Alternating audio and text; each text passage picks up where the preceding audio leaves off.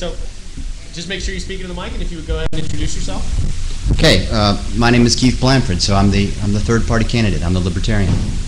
And I guess, you know, what I wanted to start with is we just did a debate in Myrtle Beach with the Tea Party.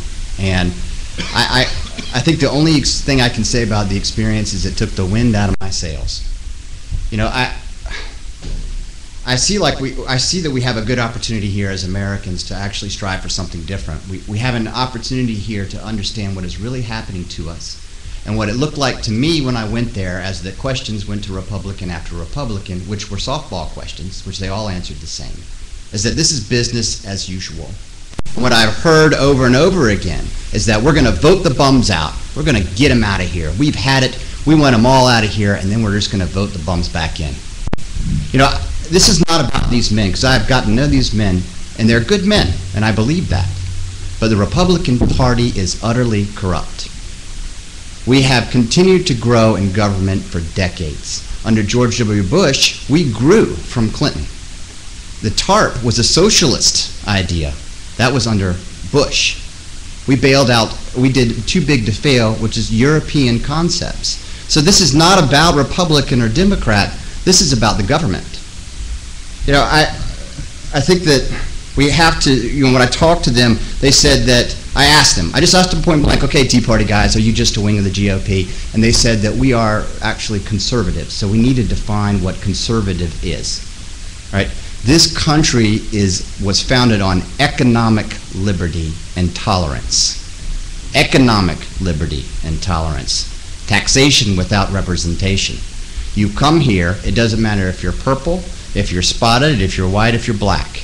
You come here on a Tuesday, and Wednesday you get up and you work hard and you get rich. That's how it works. And we're not talking about that.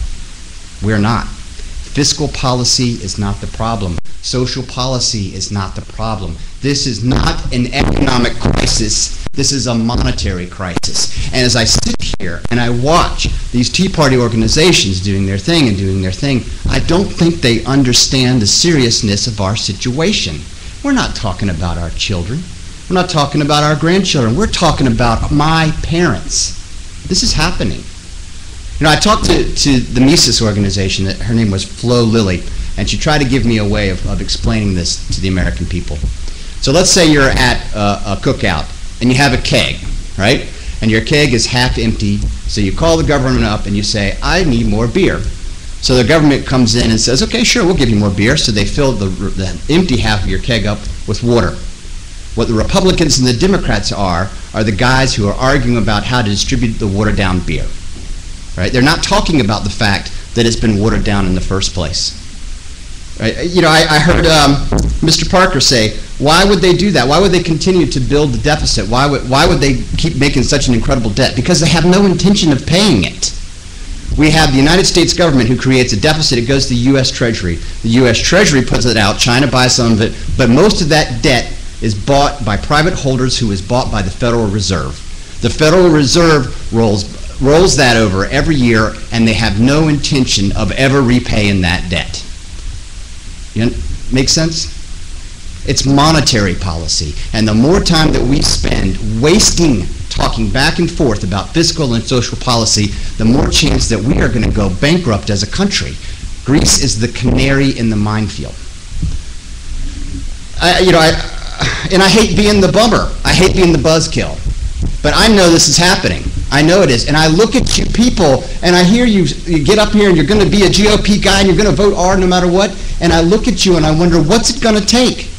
What's it going to take for you to understand what is happening to our money?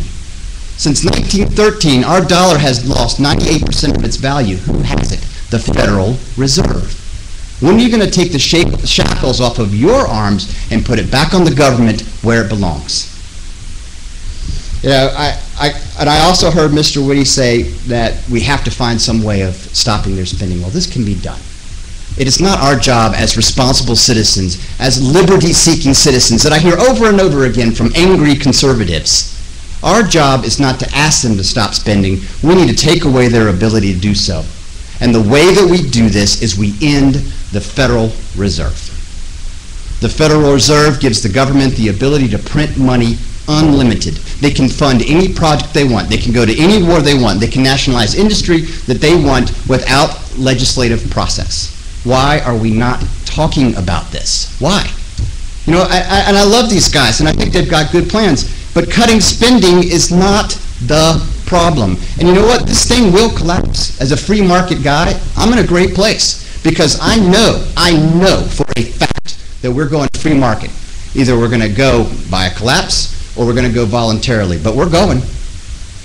And you know, people are going to come looking for a man like me, and hopefully I won't be here. You know, I'm sorry to be so serious, but you know, after I did that Myrtle Beach thing, I realized that is there really change going on, or are we just doing the same thing over and over again? Are our identity so wrapped up in being Republican or Democrat that we'll be right into the ground? So, I mean, this is your time. This is your responsibility. You know where the Democrats are coming from. You know where they are. It's the Republicans or the people who call themselves conservatives that better get it right. So, you know, what do?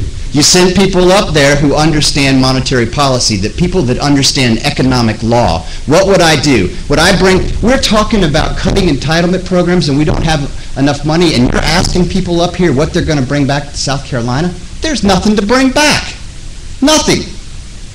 You know, what would I do? I'd go up there and anything that invaded on your personal sovereignty, I would vote no. That's just about everything. And I would dedicate my time to ending the Federal Reserve. We have one guy doing it. One guy. Then we would have two. South Carolina has always been independent. We have always been bold, and you send a guy like me up there, and we're sending a message, not just to the United States, but we're sending it to Washington, and we're telling them that we see you. We really know what you're doing. We're not going to play your games. We're after your money. That's what I'm going to do. That's what I will commit my life to, and I am committed not to just influencing this debate. I want to win. So I'm here. I'm on the ballot. So get used to me. Thanks.